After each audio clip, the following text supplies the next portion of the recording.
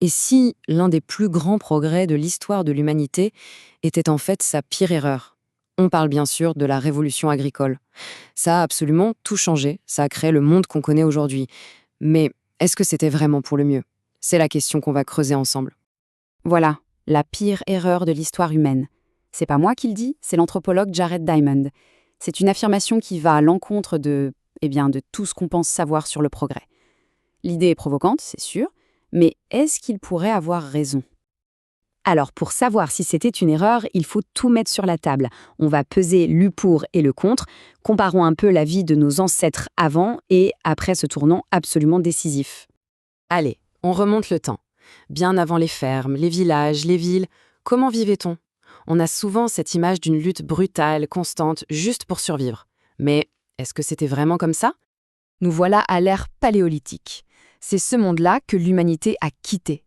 Pour comprendre le prix du soi-disant progrès, il faut d'abord comprendre ce qui a été laissé derrière. Essayons d'imaginer un mode de vie radicalement différent. Des petits groupes, toujours en mouvement, qui suivent les saisons et la nourriture.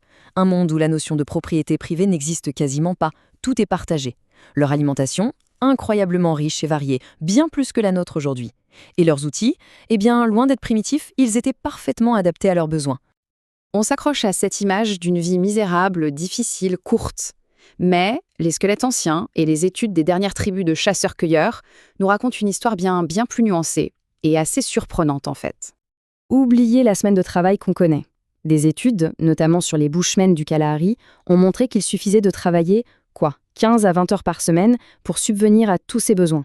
Le reste du temps, c'était pour se reposer, socialiser, créer, danser. Certains anthropologues ont même appelé ça la société d'abondance originelle. Ça, c'est un point central de l'argument de Diamond.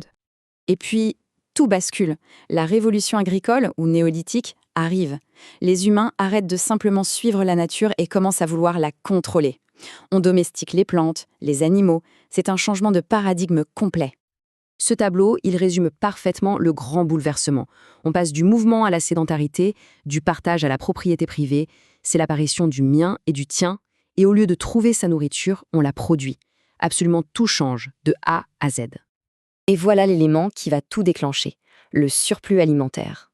C'est la première fois dans l'histoire qu'on peut produire plus de nourriture que ce dont on a besoin pour survivre immédiatement. Et ce surplus n'est pas juste de la nourriture en plus, non, c'est le carburant qui va alimenter la civilisation. Et à partir de là, c'est une véritable réaction en chaîne. Ce surplus de nourriture, il libère une partie de la population du travail au champ. Résultat, on voit apparaître des artisans, des potiers, des guerriers. La spécialisation des métiers est née. Et qui dit spécialisation, dit commerce. Et le commerce, eh bien, ça fait grandir les villages, qui deviennent des villes. La société complexe est en marche. Bon, quand on regarde ça comme ça, sur le papier, ça a l'air génial. Des maisons en dur, de la nourriture en stock, le développement de nouvelles technologies, comment est-ce que ça pourrait être une erreur? Ça semble être une victoire sur toute la ligne, non?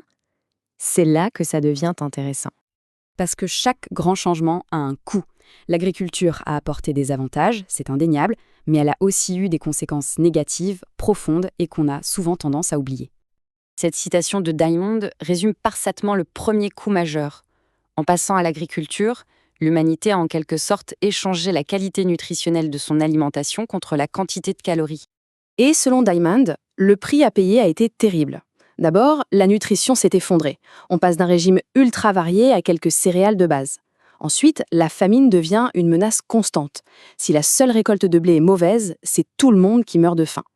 Et enfin, le fait de s'entasser dans des villages permanents avec les déchets et les animaux a créé un terrain de jeu idéal pour les parasites et les grandes épidémies.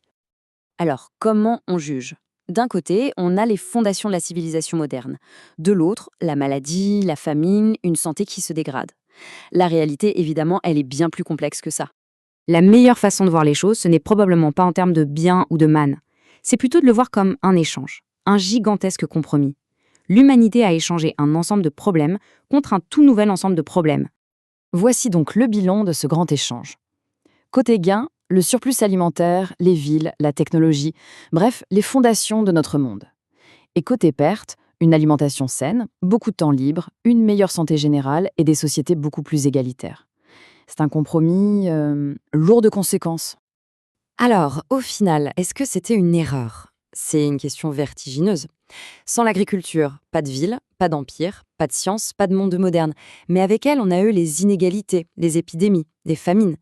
C'était un pari qui nous a menus jusqu'ici, aujourd'hui. La question n'est peut-être pas seulement de savoir si le jeu en valait la chandelle, mais plutôt de se demander que fait-on maintenant de cet héritage?